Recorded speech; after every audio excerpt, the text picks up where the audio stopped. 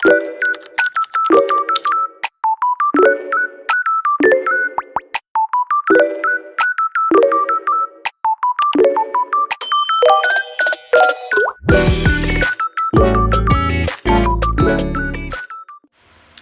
guys, Assalamualaikum warahmatullahi wabarakatuh. Selamat datang dan salam sejahtera untuk kita semua. Di tengah arus perubahan zaman yang serba cepat, teknologi menjadi elemen penting yang membentuk cara kita bekerja, berinteraksi, bahkan menjalani kehidupan sehari-hari. Namun, tahukah Anda bahwa setiap teknologi memiliki masa hidupnya sendiri? Dalam video ini, kita akan membahas tentang siklus hidup teknologi, faktor-faktor yang memengaruhinya, serta bagaimana inovasi dalam manajemen teknologi memegang peran penting dalam mempertahankan daya saing. Ayo kita mulai. Sama seperti makhluk hidup, teknologi pun memiliki siklus hidup dari lahir, tumbuh, dewasa, hingga akhirnya menurun dan tergantikan. Siklus hidup teknologi adalah rangkaian tahapan yang dilalui oleh suatu teknologi mulai dari ide awal, riset, dan pengembangan, hingga pada akhirnya ditinggalkan atau tergantikan oleh teknologi yang lebih baru. Pemahaman terhadap siklus ini sangat penting, khususnya bagi pelaku bisnis, pemerintah, dan akademisi. Dengan memahami suatu teknologi dalam siklusnya, kita bisa mengambil keputusan strategis apakah perlu berinvestasi, mengembangkan lebih lanjut, atau justru bersiap beralih ke teknologi lain. Selanjutnya, mari kita bahas lebih dalam 5 tahap utama dalam siklus hidup teknologi. Pertama, tahap riset dan pengembangan. Pada tahap ini, teknologi masih dalam tahap purwarupa atau ide awal. Biaya sangat besar, risikonya tinggi, dan belum ada jaminan akan berhasil. Namun disinilah akar dari semua inovasi bermula. Perusahaan seperti Google dan Apple berani berinvestasi besar dalam R&D demi keunggulan jangka panjang. Yang kedua, tahap pengenalan. Teknologi mulai diperkenalkan ke publik, biasanya produk ini masih mahal dan belum sepenuhnya stabil. Konsumen awal atau yang kita kenal sebagai early adopters menjadi pihak yang pertama kali mencoba. Contoh nyata adalah mobil listrik. Ketika pertama kali muncul, harganya mahal dan infrastruktur pendukungnya belum memadai. Namun, seiring berjalannya waktu, mobil listrik menjadi lebih terjangkau dan mulai diterima luas. Yang ketiga, tahap pertumbuhan.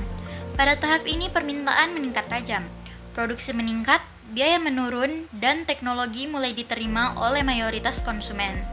Keuntungan mulai stabil dan perusahaan berlomba-lomba berinovasi untuk menonjolkan keunggulan produknya. Yang keempat, tahap kematangan. Pasar telah jenuh, hampir semua orang sudah menggunakan teknologi ini. Pertumbuhan mulai melambat, dan inovasi pada tahap ini biasanya bersifat inkremental, menambah fitur, efisiensi, atau estetika. Contohnya adalah industri smartphone yang kini memasuki tahap ini. Hampir semua orang memiliki smartphone, dan perusahaan bersaing dalam hal kamera, desain, atau AI. Dan yang kelima, tahap penurunan. Teknologi mulai ditinggalkan karena munculnya teknologi yang baru dan lebih efisien, lebih murah, atau lebih sesuai dengan kebutuhan zaman. Contohnya adalah kamera digital, yang dulunya populer namun kini tergeser oleh smartphone dengan kamera yang canggih. Mari kita lihat beberapa contoh nyata. Yang pertama ada disket. Dulu menjadi media penyimpan utama, kini hanya tinggal kenangan karena telah digantikan oleh flash disk dan penyimpanan cloud. Yang kedua, Nokia, yang pernah menguasai pasar ponsel. Kehilangan pangsa pasar karena gagal beradaptasi dengan teknologi smartphone. Sebaliknya, perusahaan seperti Tesla sukses membawa mobil listrik dari tahap pengenalan menuju pertumbuhan dengan inovasi yang terus-menerus. Nah, dari sini kita dapat menyimpulkan bahwa siapapun yang gagal berinovasi akan tertinggal. Beberapa faktor yang memengaruhi cepat atau lambatnya suatu teknologi mengalami siklus hidup antara lain: yang pertama, kecepatan inovasi.